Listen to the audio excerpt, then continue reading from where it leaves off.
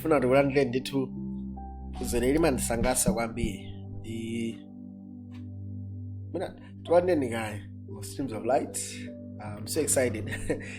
Ndilosangalala kwambiri ndithu ndiphunzire imene frate yambeyi ndikuyang'anabe ndithu mafunso amene timakonda kufunsa kale kawiri okhuza mulungu amene tikupembedzereni funso 22a.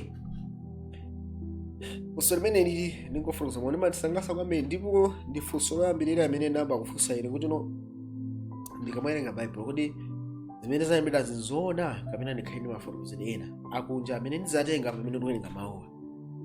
Ndithu koma 2019 nakhala ndipemphera Ambuye mphunzitseni kuti chini ndichita anthu ankakhala ndifunsa anthu amimbira akulu nkhani bwanji anthu amandifunsa amene kuti panopo ndikupempherabe ndiye mulungu anandiyankha nkhani imene mu 2020 yes December November somewhere there. That's when ndikawerenga Bible ndikuona kuti Bible ikufurukuza zoona ati Bible ikufurukuza zoona ndiye naona ati koma ndikazikhulupirira nde amwe anthu aziti chani basi mara ake ndabweranso kwamba kuwerenga nati Bible nali ndiye Bible wena abwino ndati koma ndizikhulupirira anthu ali nalo chani kena unamva kususika ngati mwantima kwambiri kuti anthu olatanena chani nzantchito yanji nalandi basi chiona nditi sera icho ade ndiyambira tamba vesi yachituno Yesu ndi mwana wa Mulungu.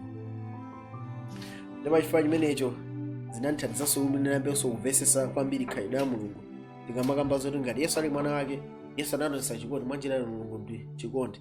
Pali mawalali ambiri amene tinayika pa YouTube page yathu mnzake wa Mulungu tchimo ndi chani ulemerero wa Yesu Khristu sezi ndithu ndikuwuzani ndi maphunziro amene amangonesa Mulungu kuti ndi chikondi osati kungolera Mulungu ndi chikondi kumano practical kuti moyo wanu Mulungu amakondani mumakhulupirira zimenezi maphunziro amene amukapeza pa YouTube page ndithu mukapita ku playlist mupeza ndithu mawalali amenewa.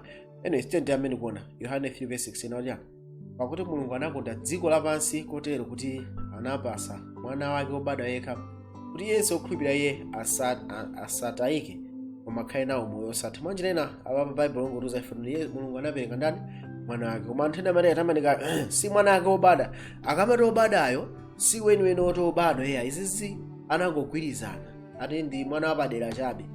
So iyi ndi funso limene matrinitarians amabweresa kuti Yohane 3:16 ingamba kuti Yesu ndi wobadwa kapena begotten chizungu amakamba begotten choti wobadwa yamati begotten ndoti anangogwirizana anatumiza mwana wogwirizana naye akulako.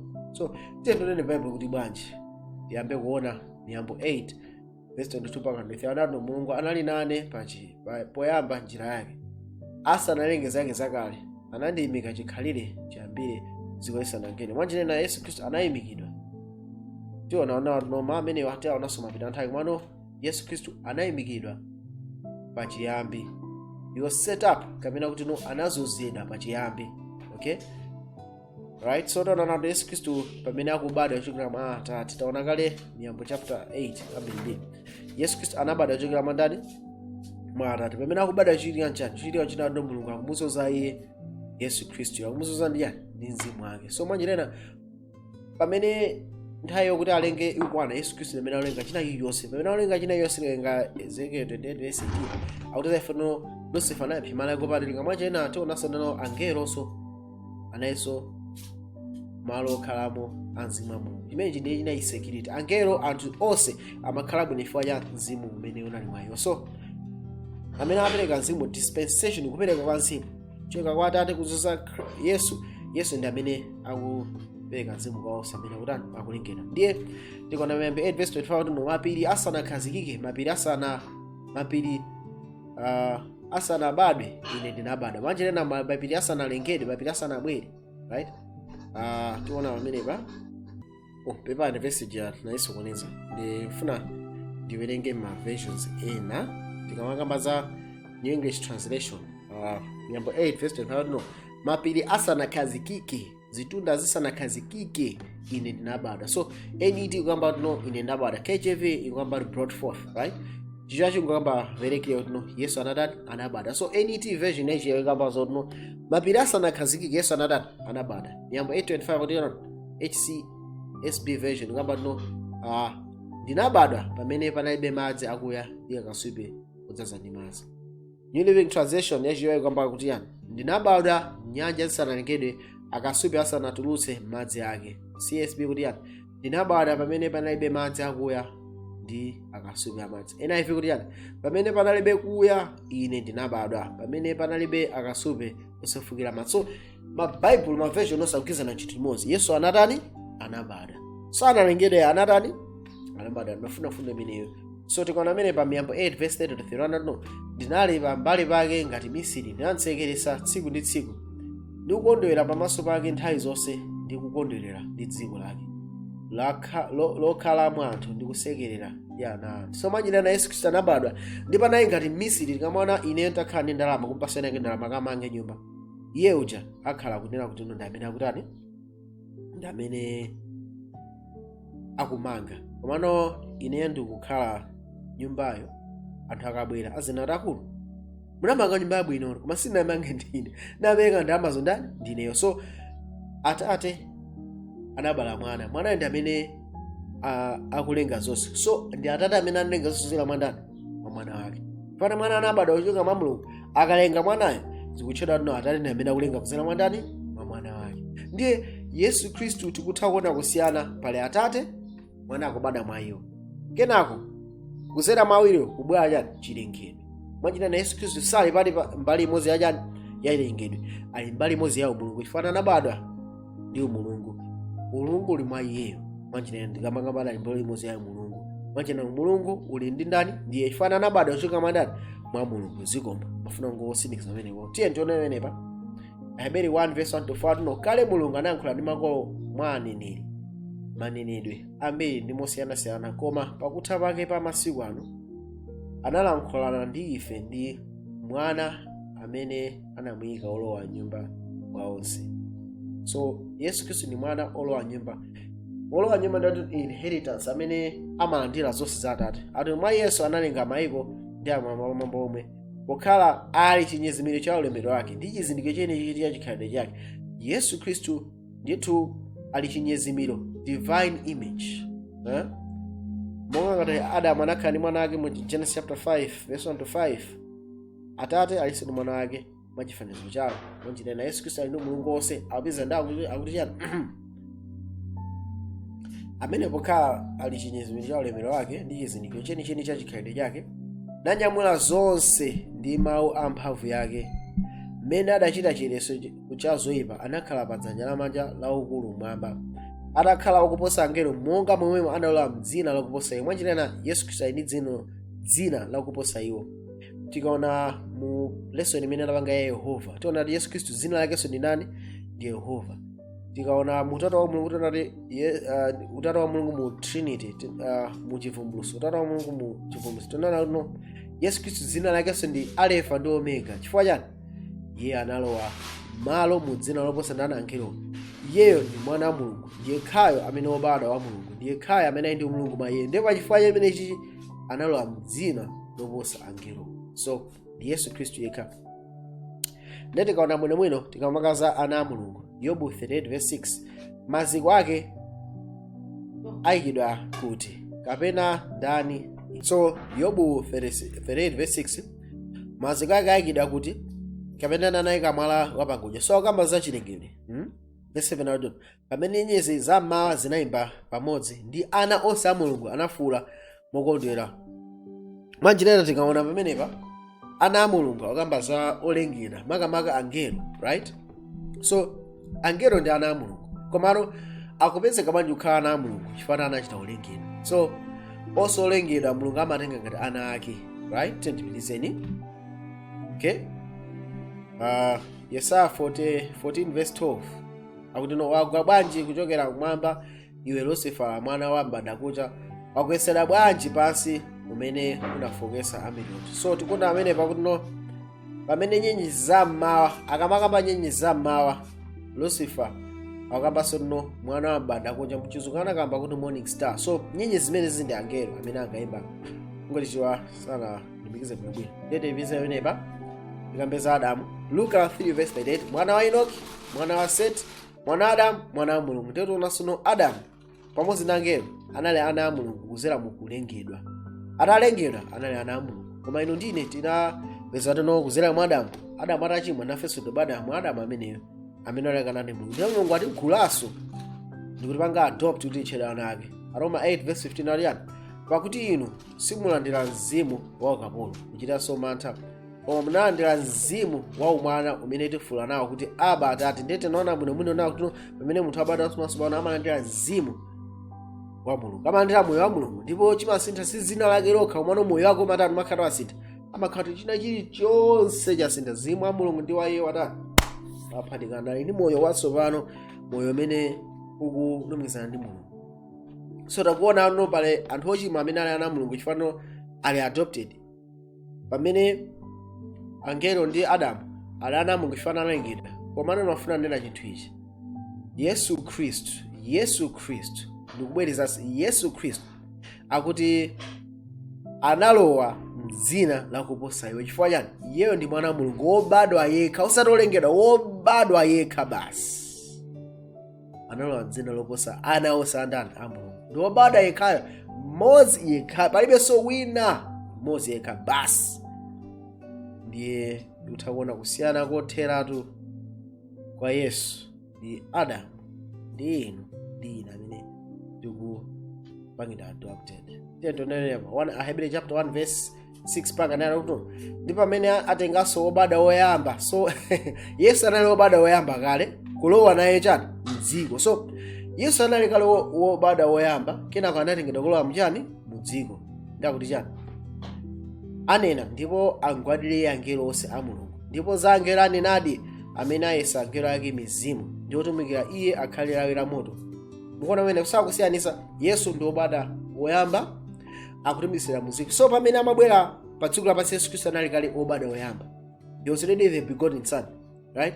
Wobadwa kunthawi za nthawi kwa Atate. So anyways, pamene wabwera pa dziko lapansi, Yesu ndi wobadwa kale. So akubwera pa dziko lapansi zabadwa ngati mwana wa munthu. Akwaza angelo onse atani ampembedze fayani. Pamene atakhale pa dziko lapansi sizotakhala munthu chabe, mwasankhani moyo wa Mulungu mwa iye. Umulungu ndi munthu ukhala pangati pamodzi. So atha kupembedzedwa pepefupi. So koma kuti angelo onse ndotumikira chabe, angelo ndotumikira chabe. So akutha kusiyanisa pakati pa ana a Mulungu ndi Yesu Khristu. Yesu Khristu ndi mwana yekhayo wobadwa, akusiyana kotheratu ndi angelo. Ndi akuyamba zena kuti no, koma ponena za mwana ati mpando wachifumu wanu Mulungu ufikira nthawi za nthawi, ndipo ndodo yanyu yachifumu yongoka ndiyo ndodo ya ufumu, right? Ndi akamba ati pokamba za mwana, akuyankhula ndi Mulungu, pokamba za mwana ndodo yanu yachifumu yongoka. Pokamba za mwana akuti mpando wanu wachifumu Mulungu. So Atate akamamona mwana samona zolengedwa, amaona Mulungu. Ine ndikuona mwana wanga ndiona ndani? Munthu. So ndithudi pokamba za mwana, mwana ndi ndani? Kwa Atate ndi Mulungu. So Atate nditha kuona mwana akunyadira, mwana wanga akuona Mulungu. Ndakamba chinawo tino, mwakonda chilungamo ndi kudana nacho ipa, mwa ichi Mulungu ndiye Mulungu wanu wakudzozani ndi mafuta achikondero chenicheni koposa anzanu. So Mulungu ndithu ndi Mulungu wa Yesu Khristu, chifano iye ndi amene anambala Yesu Khristu. Kona mu chapter 3 verse 12 akufotoza no Yesu anayamba kufotoza amene kuti no akamba za Mulungu amene ali Mulungu wake. Pamene ankalira patana, Mulungu wanga anakulira za Atate osati munthu ina yeye. Mu 3 verse 12 atuza ife no Atateyo ndi Mulungu wa Yesu Khristu. Anagambaso pamene amauka chimbiso Yohane 20 verse 17, pamene ndipita kwa Atate wanga ndi Atate wanu, Mulungu wanga ndi amene Mulungu wanu. So ndithudi tiona nawo tino izi zikufotoza Trinity ya mtundu aliwonse. So Galatia 4 verse 4 tione menepa, koma pamene idakwana nthawi Mulungu adatuma mwana wake.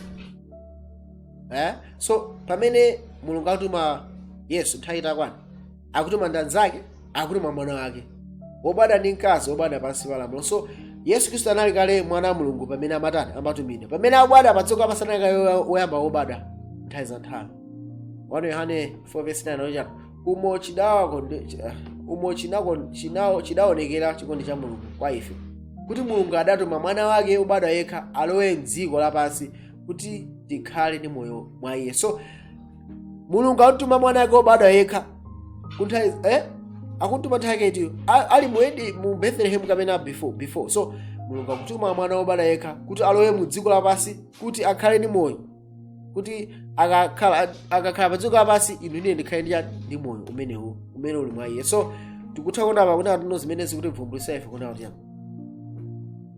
Yesu Khristu itu kotheratu ndi mwana wa Mulungu wobadwa, mwana yekhayo. So tionene menepa pali ulosi wina umene anthu amagwisa ntchito modabwisa, ndete tione menepa 2 Samuel 7:12 mpaka 14. Amene masiku ako akazakwaniridwa ndipo iwe udzakonda ndi makolo ako, ine ndidzaukisa mbewu yako pambuyo pako imene idzatuluka matumbo mwako, ndipo ndidzakhazikitsa ufumu wake. Iye adzamangira dzina langa nyumba, ndipo ndidzakhazikitsa chimpando chachifumu wake ku nthawi zonse. Ndidzakhala Atate wake, iye adzakhala mwana wanga. Akachita choyipa ndidzamulanga ndi ndodo ya anthu ndi chikwapulo ya ana anthu. So mwaona menepa. So Mulungu akufotokozera kwa Davide kuti ndipanga zotino munthu amene atabadwe kwa iweyo, ameneyo ndidzakhazikitsa ufumu wake nthawi zonse, ndipo amene ndidzakhala kwa iye ndani? Atate wake. So anthu akati mwaona Atate anangogwirizana anagwirizana ndi Yesu kuti adzakhala Atate wake, mwana wake kutapesera ndikani. Taona kale kunena kuti iyi ndi dual prophecy imene Mulungu akupereka kwa ndani? Kwa Davide, kamba za Solomo. Komano ulosi umenewo ngakhale ukamba za Solomo ukamba chinthu chikulu za ndani? Za Yesu Khristu, kuti adzakhazikitsa ufumu wake ndipo adzakhala Atate wake. Tiona ulosi umene unakwanisidwa nthawi yaketi, right? Awo azamanganso nyumba yake. Tipitize nepa 1 Mafumu 4:9 ona kuti ndipo Mulungu anapasa Solomo nzeru ntalambiri ndi mtima wochuluka monga mchenga uli mphepete mwa nyanja. So Solomo anapempha nzeru ndi ndani? 1:25 koma kwa iwo woyitanidwa, tiwerenge bwino, koma kwa iwo woyitanidwa Ayuda ndi Ahelene, Khristu mphamvu ya Mulungu ndi nzeru ya Mulungu. So mwachinena Solomo chimene anapempha kwa Mulungu inali chani? Inali nzeru. Komano nzeru kuyimira ndani? Yesu Khristu. So mwachinena chimene chimayimirira nzeruchi, nzeru imene masogudza Solomo anali ndani? Anali Yesu Khristu, right? Tipitize menepo 1 Mafumu 5:16 akuti pamodzi ndi akulu akapitawo a Solomo akuyang'anira ntchitozo 3,000 mphambu 300 akulamulira anthu ogwira ntchito. So 1 Mafumu 5:16 akamba za Solomo amene anamangira kachisi. Muone nzeru zimene anamangira. So paja ulosi chomwe akambati azamanga kachisi, ufumu wake uzakhala ku nthawi za nthawi, right? Ndipo azakhala Atate kwa iye ndi zina zotero. Tipitize verse 1 Mafumu 6:7 akuti ndipo nyumbayo pakumangika inamangidwa ndi miyala yokonzeka isanadzedwemo, kotero kuti sipanamveka nyundo kapena nkhwangwa kapena chitsulo. So Solomo analanso kwambiri anawuza anthu akapite mu phiri, ndi mu phiri anayamba kusema chimwala, anayamba kusema chiphiricho, ndi amayezeratu china chilichonse kuti pamene amafika kuti akuyika miyala ija pamodzi malo pa foundation kaumanga panaibe hama amangoyika ndi nzeru za Solomo zimenezi. Anamanga opanda tchezulo, nothing. Yesu amangotheka bwinobwino. Ndenthu anamangadi nyumba ya Yehova. Solomo amene anamanga kachisi. Kumano ulosi onsewo ukuyimira chinthu chachikulu chimene Yesu Khristu azapange. 2:5-13 akuti yani, ndipo kudali pamenepo oyimba malipenga tsiku lokhazikitsidwa chani? Kachisi. Ndipo kudali pamenepo oyimba malipenga ndi oyimba adakhala ngati mmodzi, namveketsa mawu amodzi akulemekeza ndi kuyamika Yehova, ndipo kweza mawu awo ndi malipenga ndi ziganga ndi zoyimbira, nalemekeza Yehova ndi kuti pakuti ndiye wabwino, pakuti chifundo chake chikhala chosatha. Pamenepo nyumbayo inadzazidwa ndi mtambo, ndiyo nyumba ya Yehova. 2:5-14 kotero kuti ansembe sanathe kuyima kutumikira chifukwa cha mtambo, pakuti ulemerero wa Yehova unadzaza nyumba ya Mulungu. So pamene panthu tsiku limene akupereka kachisi kuti akapanga dedication ya kachisi. So pamene apapatula kachisi kuti akapatula kachisi wa Yehova china chani, ulemerero wa Mulungu unabwera kudzaza kachisi, palibenso amene anakakwanisa sukulu waso mmene. Icho chimene Solomo anachita.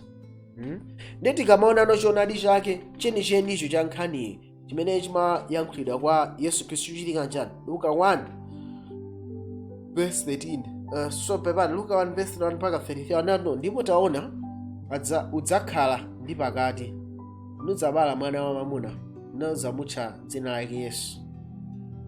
Iye adzakhala wamkulu adzatchedwa mwana wa mkulukulu. Mwaona pamenepa Yesu Khristu amene akutchedwa mwana wa ndani? Wamkulukulu. Okay, tiona pamenepa.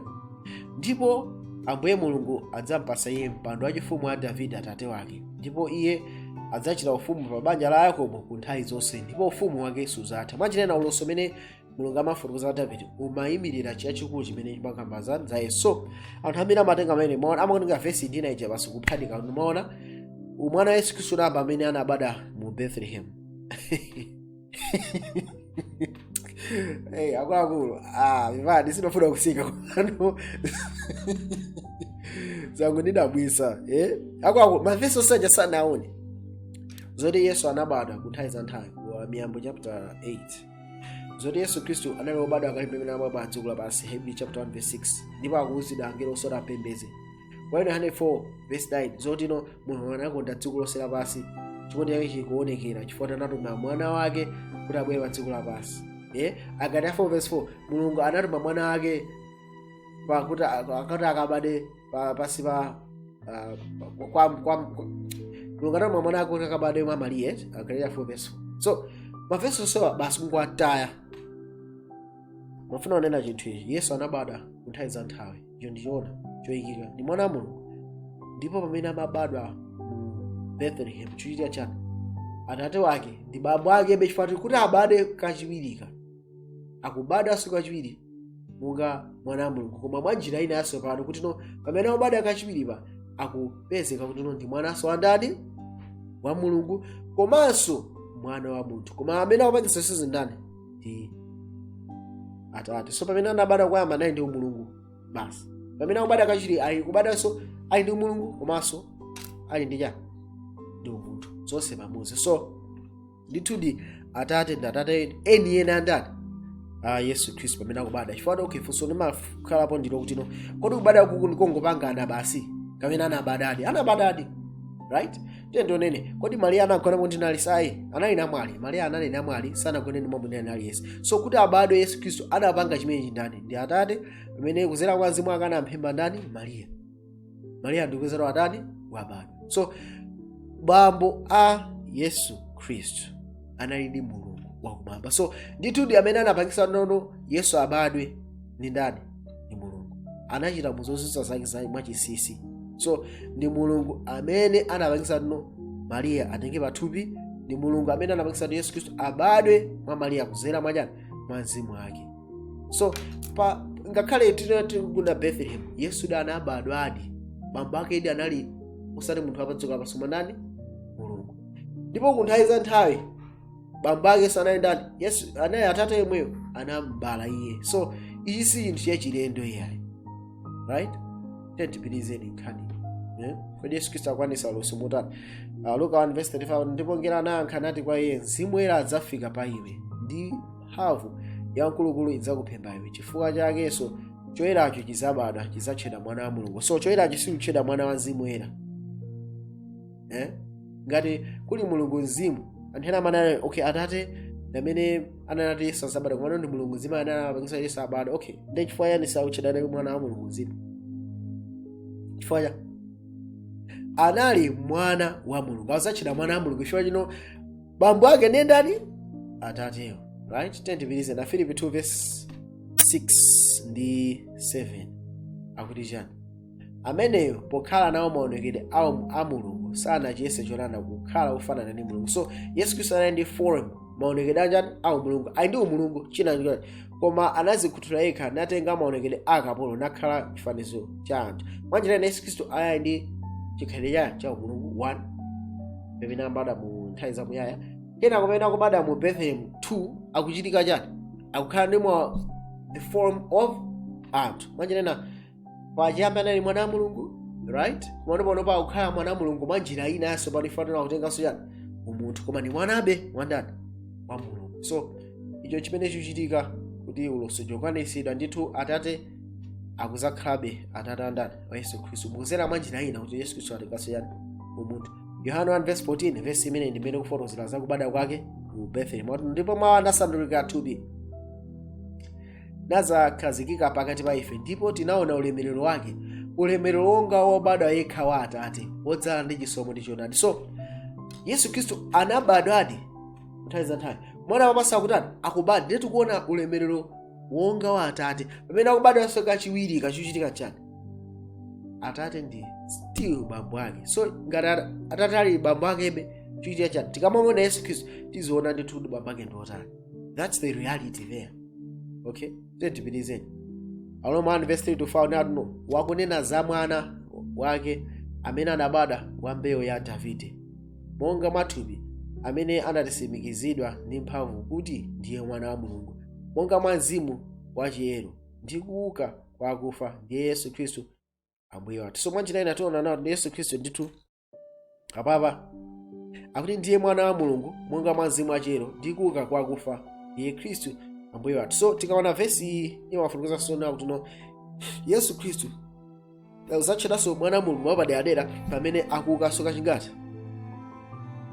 akuuka pamene wafa, akuuka kuti akubwereranso. Tiye tioneni pamenepa kodi Yesu Khristu tikuona kuyamba kubada mu nthawi za nthawi, akubada mu Bethlehem, kenako akubadwanso pamene akuukanso, pamene Atate akuti akumukisa. Nani mafuna ndinene chinthu ichi pali matitiyana magrupu awiri amasusana, right? Ena amanati Yesu anakhala mwana wa Mulungu pokhapokha pamene amaukitsidwa at the second resurrection.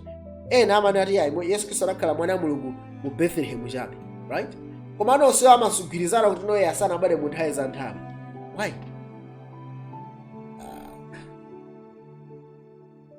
Mono Bible likutitsimikiza tiye tioneni kuti no kubadwa kwake kachitatu kuchitika motani. Okay, ndiye tiye tioneni mawu amenewa pa Machitidwe chapter 13 verse 33 ndi 34 kuona kuti Mulungu analikwaniritsa ili kwa anthu pakuukitsa Yesu, monganso mulembedwa mu Salimo lachiwiri. So tionanso Salimo lachiwiri, iwe ndiwe mwana wanga, lero ndakubala. Ndipo kuti anamuukitsa iye kwa akufa, osabwereranso ku chivundi, anatero ndidzakupatsani inu madalitso oyera okhulupirika a Davide. So tikaona muno bwino tikaona ulosuja umanena kuti no ndipo Mulungu azakhala Atate wake. Mwa amenewa anakwanitsa pamene Yesu Khristu amatani amabadwa but mu Bethlehem. Komanso apapa maderadera ifani Yesu Khristu anafa. Mene anafa chinechi anapereka moyo wake ukandani kwa Mulungu. Ndiye Mulungu ndiye amene amuukitsa Yesu. Yotona mphunziro lomaliza question number 23 zakuuka kwa Yesu Khristu ndikufa kwake. Koma nkhani yake ndio apapa chuchitika nchani, chuchitika nchonena kuti no apapa kuti no akumuukitsa Yesu. Pamene amuukitsa mawu akufika kuti no iwe ndiwe atiyani, iwe ndiwe mwana wanga, lero ndakubala. So anthu amene timaona Yesu anabalidwa pamene amaukitsidwanso kwa akufa. Ndizona fanana atafa. So pamene akumuukitsanso akumuwuza iwe ndiwe mwana wanga, lero ndatani ndakubala. Ndiye tikaona Masalimo achiwiri akuti akufotokozana kuti no azampatsa iye madalitso oyera okhulupirika a Davide. So dalitso mene mafunika kwa Davide makamaka kuzuzidwa uchifumu mafunika ukhazikitsidwe pati pamene papo. Koma ndifuna ndingokufotokozera chinthu china ndifuna tione muchizungu Machitidwe athu 13 verse 35, and God hath fulfilled the same unto us their children, and in that he has raised up Jesus again, as it is also written in the second psalm, thou art my son, this day have I begotten thee. So tikaona pa mawu amene auti again akupezeka mu KJV mock amene anayikira mu KJV mock. So akuti Yesu Khristu has been raised up again. So akamati again ndio ndikachingati kachiwiri. So mwanjira ina zimene zinachitika izizi pamene Yesu Khristu akuukitsidwa zinachitikapo kale nthawi yake, right? So tiye tionene pamene pa dalitso mene anampatsa wa Davide ndipo kuzozedwa ufumu. Dalitso meneyo unaliponso kale, right? Ndeto una dalitso ndeto bwerere mbuyo tikaona unachitikapo siditi kale. Tiye tionene pamene pa tikawerenga Masalimo chapter 2 tikawerenga chizungu mawu amene amanati yet have I set. Maoti no set amene ali Hebrew na kak. Dating when chicho anankumasira muno bwino. Masalimo 2 verse 6-7 no. Koma ine ndazodza mfumu yanga pa Ziyoni. Phiri langa loyera ndidzauza pa chisimikizo. Yehova ananena ndi ine, iwe ndiwe mwana wanga, ine lero ndakubala. Mwanjira ina tikutha kuona kuti no daliso mene mafunika ubwere kwa Davide ndio mene ubwera kwa ndani? Kwa Yesu. Ndipo Yesu Kristo pa nthawi imeneyi ataukitsidwa anazozedwa. Titakhala tikuona ndithu phunziro limeneyi la Yohane 14 verse 16 ndi 17. Taona phunziro limenelo kuti no tikamakamba za kuzozedwa kwa Yesu Kristo, tikamba kuzozedwa kwa Mzimu Woyera. So izizi zikutha kuona kuti Yesu Kristo adaukitsidwa amafunika kwene kumwamba katani akazozedweso. Taziona kale ndi pa Machitidwe chapter 2 verse 32 verse chati akulandira lonjezano chani la Mzimu Woyera. Kenako ya kuti sanulanso ife chani Mzimu Woyera. So kuzoza kumene kwamba ndi kumeneko. So kuzoza kumeneko kuna kuti Yesu Kristo akusanduka ngati mfumu. Koma akulamulira kutiko akulamulira mtima yathu. Kufikira tsiku limene azakonzenso ufumu wake wa ulemerero pamene akuwasuka chingati kachiwiri. Koma ufumu wake ulemerero sanayambe akuyamba kukhala mfumu kuti mtima mwathu. Akulamulira kuchika kuti uzayo mtima mwathu. So tikuthamanira kuno Yesu Kristo pamene akukitsidwa kachiwiri chikuchitika zinthu ziwiri. Akutani? 1 akuwuzidwa kuti ndi mwana wanga lero ndakubala. So Yesu anatafa pamene akubwereranso moyo kubwerera mwa Yesu Kristo chikuchitika chani? Akuti iwe lero ndatani ndakubala. So chinthu imenechi nchawo tingapatali kuti no Yesu akubalidwanso kangati kachitatu. So pa nthawi ichichitika chani? Mulungu akumuzoza ndi chani? Ndi kuzoza. Kumene tikaona bwino munthu natu akulandira lonjezo la chani? La Mzimu Woyera. Nano moyo umene wakhala mwa iye, moyo wogonjetsa umenewo usakakhala mwa iye azikatha kuperekanso chifanana ndi Mzimu Woyera, ndipo naye atha apezeka bwanji pena paliponse. Chipulumutso chitha kubwera kwa ife. So ndaona kale pamenepa timaona ndithu paphunziro limeneli kuti Machitidwe 13 verse 35 no Yesu Kristo waukitsidwanso kachikena again. Mawu amene sapezeka mu version ina iliyonse yachizungu. Mchichwaso anaphonya mwana wake kwamba no anamukisanso kachiwiri. Right? So kachiwirika ndoti kanaiso kutani? Kuyamba kalipo. Ndi kuyamba kalipo ndilitiro imeneyo. Chento neno imeneyo. Miyambo 8 verse 22. Okay? Neno imeneyo pakuti chani? Ndiri kaona amene pa Miyambo 8 verse 22 mpaka 35 no Mulungu anali nane poyambira njira yake asanalenge zake zakale. Verse 25 no anandiyimika chikhalire chiyambire dziko lisanalengedwe. Okay, tikaiona verse imeneyi Miyambo 8 verse 22 mpaka 23 pamene akuti Mulungu anali nane poyambira njira yake asanalenge zake zakale. Tikaona verse 25 no anandiyimika chikhalire dziko lisanalengedwe. Now koma chidatu chapter 13 chichi tinachiwerenga tichioneso. Machitidwe 13 verse 35 no again anamukisanso kachikena again, meaning kuyambirira kanaliriza. Kodi kuyambirira kanaliriza timene Yesu Kristo anaukitsidwa? Kuyambirira kanaliriza kati mene Yesu Kristo monga Masalimo 2 anazozedwa kuyamba kanaliriza katiko. Miyambo 8 verse 23 anandiyimika chikhalire chiyambire dziko lisanalengedwe. Mawu tino anandiyimika, I was set up from everlasting. Mawu set up ndo mwa kukitsa ntchito ndi nakak akuti to pour, to anoint and also to cast as metal. So Yesu Kristo anazozedwa nthawi za nthawi atangobadwa choka kwa Atate chani Atate akumuzoza iye ndi ulemerero, akumuzoza iye kuti akakhale ndithu ndi kupezeka kwa Mzimu Woyera mwa iye. So Yesu Kristo tikuona tino akubadwa mwa Mulungu, ali ndi moyo wa Mulungu mwa iye, komanso china akuzozedwa ndi Mzimu Woyera. Ndicho chitika chani pa nthawi imeneyi chitika china tino Yesu Kristo aulenga zonse. Pamene aulenga zonse, security for the universe ndiyo kuti no onse azikakhala bwino monga ndi Mulungu ali wabwino, akupasa Mzimu wake. So pachiyambi pa nthawi yambira imene Yesu Kristo anauzidwa tino pa nthawi imene ndithu pangida anoint kapena anapangida anoint pachiyambipo pamene anangobada Yesu anamuzati iwe ndi mwananga tsiku lero ndatani ndakubala ukumuzaso pati pamenepo kena kono chifukwa cha plan chipulumutso Yesu anabadaso kachikena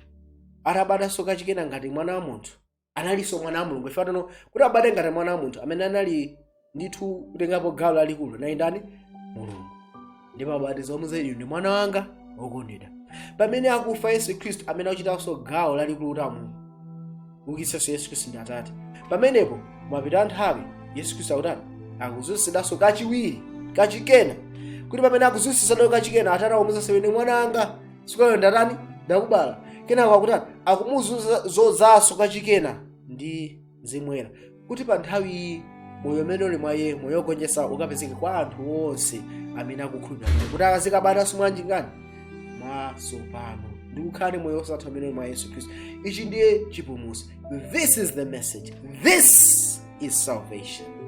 Ili ndi chimene Mulungu ndithu wationetsera ndipo zimene zinzoona chipulumutso Yohane 17:5 anati ndipo tsopano Atate inu lemekezani ine ndi inu nokha ndi ulemerero umene ndinali nawo ndi inu ndisanakhale dziko lapansi. So panali ulemerero umene Yesu Khristu anali nawo ndi Atate kuzunza kwa Mzimu Woyera. Anali mfumu ndithu ya Mulungu pa phiri la Ziyoni komano anabwera anadzichepetsa yekha ndikukhala ndani ngati munthu. Kumapita nthawi Mulungu akutani akumuzunzanso ndikumbwezeretsanso pa ulemerero uja komano kuti akapulumutse inu ndi ndani ndi ine. Aheberi 1:5 akuti pakuti kwa angelo uti anati nthawi iliyonse iwe ndiwe mwana wanga lero ine ndakubala iwe ndiponso ine ndidzakhala kwa iwe Atate iye adzakhala kwa ine mwana. So izizi zinafotokozera nthawi za nthawi komanso zikufotokozanso pamene Yesu Khristu adani waukitsidwa kwa akufa kuti ulosi wa Solomo ukatani ukakwaniritsidwe. So Yesu Khristu akuzunzidwa phiri la Ziyoni akulamulira mu mtima mwa inu ndi ine ulidikira kuti akhazikitse ufumu wake wa ulemerero pamene zonse zoyipa zachosa ndiulenganso dziko latsopano. So tiona nati Yesu Khristu ndithu walandira ulemerero kwa ndani kwa Atate. Aheberi 5:1-5 akuti chani pakuti mkulu wa ansembe aliyense wotengedwa mwa anthu amayikika chifukwa cha anthu zinthu za kwa Mulungu kuti apereke mitulo ndiponso nsembe chifukwa cha machimo. Koteronso Khristu sanalemekezeke yekha ayesede mkulu wa ansembe komatu Iye amene analankhula kwa Iye mwana wanga ndiwe lero ine ndakubala. So Yesu Khristu ndi wansembe akupereka nsembe yake anapereka moyo wake pa Kalvari komano akuperekanso mitulo imene ili mphatso ya mzimu wa moyo wake, right? Chifukwa chani fanano analemekezera anazozedwa ndi mzimu wa Mulungu ndi ichi chinthu ndiye chikulu. So Yesu Khristu analandira ati ndithu ulemerero wa Atate umenewo pamene pakukamba pa Machitidwe chapter 2:32-33 koma tikamba mu 16 mwamba mu Mulungu pamene akukamba zotino akufuna ndithu kuti akasanule cha mzimu wake pa anthu onse. Akuchisanula bwanji cha mzimu wake pa anthu onse? Machitidwe 2:32-33 anati Yesu ameneyo Mulungu anamuukitsa za ichi tili mboni ife tonse. Potero popeza anakwezedwa ndi dzanja lamanja la Mulungu nalandira kwa Atate lonjezano la Mzimu Woyera anatsanula ichi chimene inu mupenya ndi mumva. So tikutaona Yesu Khristu alandira ulemerero wa Atate walandira mzimu wa Atate panopa Yesu akupezekanso penalonse monga analili kale pachiyambi komano pa nthawi iyi akubwera monga ngati nkhosa akubwera monga ngati Mzimu Woyera kwa inu ndi ndani ndi ife. So Zechariah 6:12-13 kodi anako akwaniritsa kumanga kachisi tento nenepa nonene naye kuti Atate Yehova amakamo ndi kuti taonani munthu dzina lake ndilo mphukira ndilo adzaphukira m'malo mwake adzamanga kachisi wa Yehova inde adzamanga kachisiwo wa Yehova nadzasenza ulemererowo mukuona adzasenza ulemerero tiyeni nadzakhala ndi kulamulira pa mpando wachifumu wake nadzakhala wansembe pa mpando wachifumu wake ndi uphungu wa mtendere udzakhala pakati pa awiri umachinena plan ya chipulumutso ndi Yesu ndi Atate ake basi. Apa akutuza ife ndi Yesu Khristu ndithu adzakhala pa mpando wake wachifumu kuyambira nthawi imeneyi akuukitsidwa akulandira ulemerero akukhala pa mpando wake wachifumu akulamulira mitima yayekha yayokha amene atani amulandira Iye, right? Komanso ndi wansembe wachifumu ndithu panopa ndi wansembe komanso ndi mfumu mitima mwathu. Tikuona amenepa uphungu wa mtendere udzakhala pakati pawiri koma china chimene chasala mulosi umeneyo ndipo kumangidwa kakachiso umeneyo. Tiye tione amenepa Mateyu 12 verse 43 no mfumu yayikazi yakumwera adzauka pa mlandu pamodzi ndi ambado amakono nadzawasusa chifukwa iye anachokera ku mathero a dziko lapansi kudzamvera nzeru ya Solomo. Ndipo onani wakuposa Solomo ali pano. Wakuposa Solomo ali pano. Solomo anamanga kachisi mwa nzeru kwambiri. Anakasema mitengo kuphiri. Kuchoka kuphiri bweresa pano kumanguyika. Atayisema bwino kwambiri, the best builder. Kodi Yesu amanga kachisi. Yesu ndo nzeru. Tento nanenepa. Efeso 2 verse 16 to 18 now yani. Ndikuti akati yani. Okay, ndionese mawa mwino. Panali J amene amaso amenepo. Ndakuti akajanisa awiri ndi Mulungu. Thupi limodzi mwa mtandawo. Atapha nawo udani ndipo umene anadza analalikira uthenga wabwino wa mtendere kwa iwo akutali ndi mtendere kwa iwo apafupi. Kuti mwa iye ife tonse awiri tili nawo malowerere athu kwa Atate mwa Mzimu. So Yesu Kristo anachosa udani pamene umunthu unali nawo ndi Mulungu. Tikumbukira Adamu ndi Hava atachimwa. Iwo ndi amene anathawa maso a Mulungu. Mulungu ndi amene amafuna kumene amathawa. So udani umene unabwera mwa munthu Yesu Kristo anawuchotsa. Right?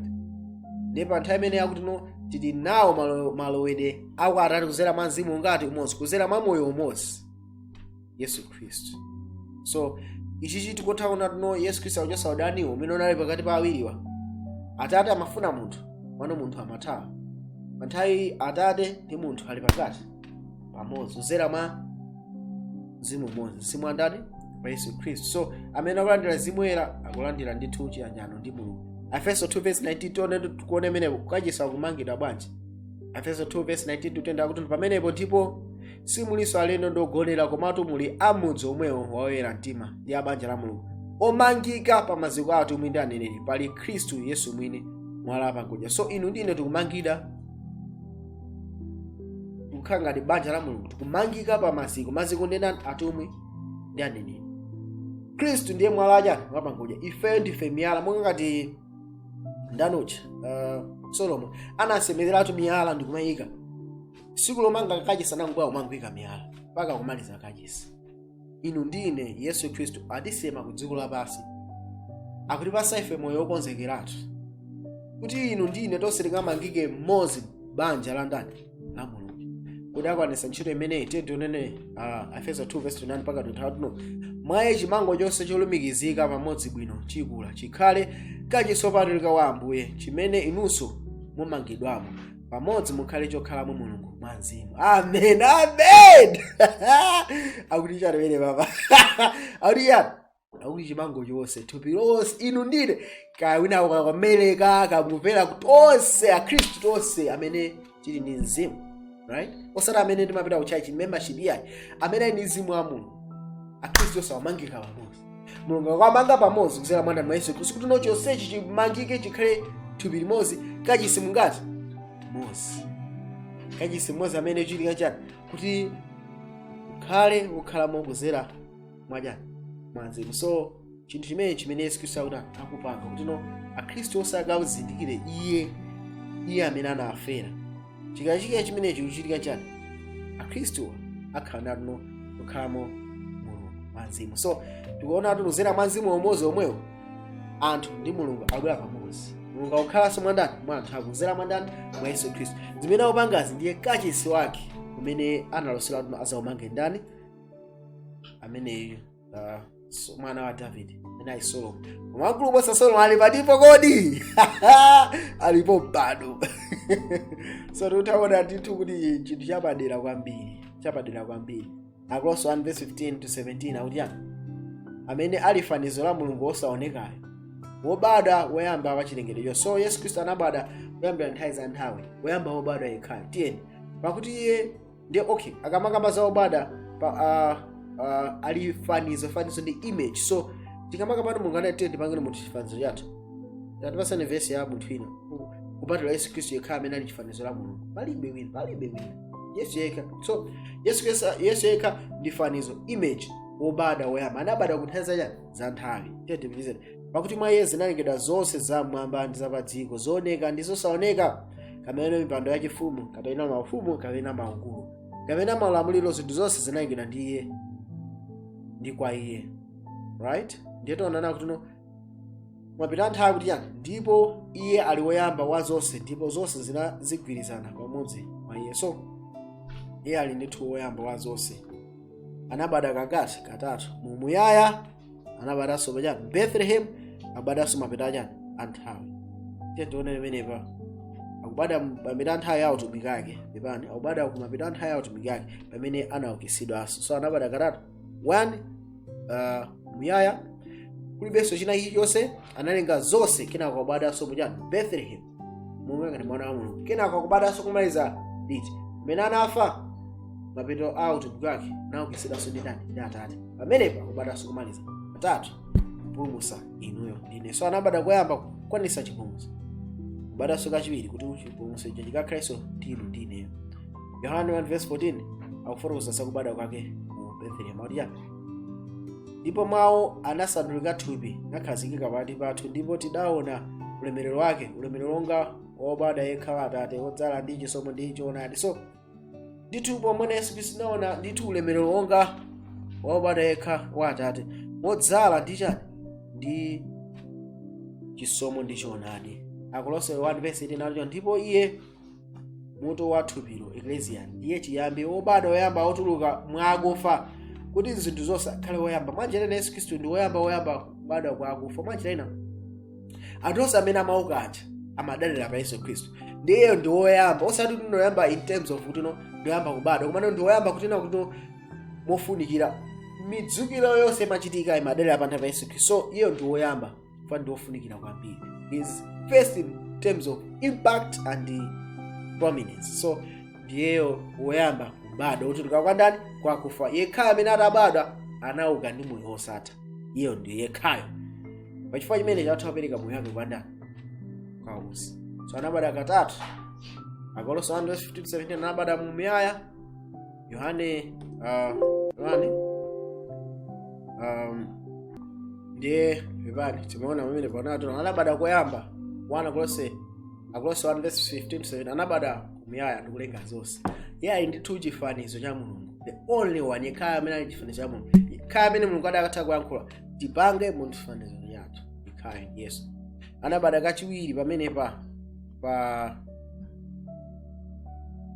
mu Bethlehem, anabada kachiwiri monga ngati mwana wa munthu. Yohane 1:14 anabada pamenepo ndikukwaniritsira chilungamo chonse ndikumwalira. Atamwaliranso anabada kumaliza monga ngati munthu amene wagonjetsa, monga ngati Adamu achiwiri. Akolose 1:18 kuzozedwa ngati mfumu kuti moyo wake ukakhalenso mwa ine, kuzozedwa ngati mene anali kuzozedwa pachiyambi dziko lonse anatani sanabale. So Yesu Khristu anabada katatu, kubada kachiwiri kuti akapulumutse inu ndi ine.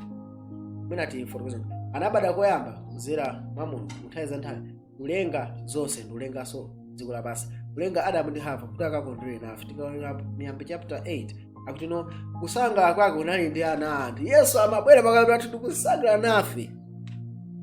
Iye ndi mlengi athu. Mulungu anatilenga ife kuzera mwa mwana wake.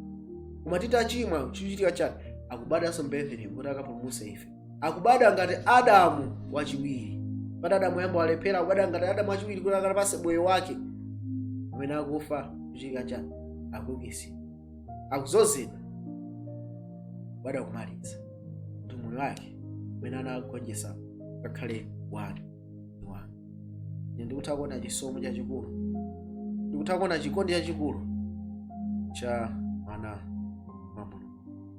Amake subscribe ndikupanga like, ndithu tenga ma videos apasanso anthu ena kumwaza ndithu kuti anthu ena sakadalisike. Ngakudaliseni.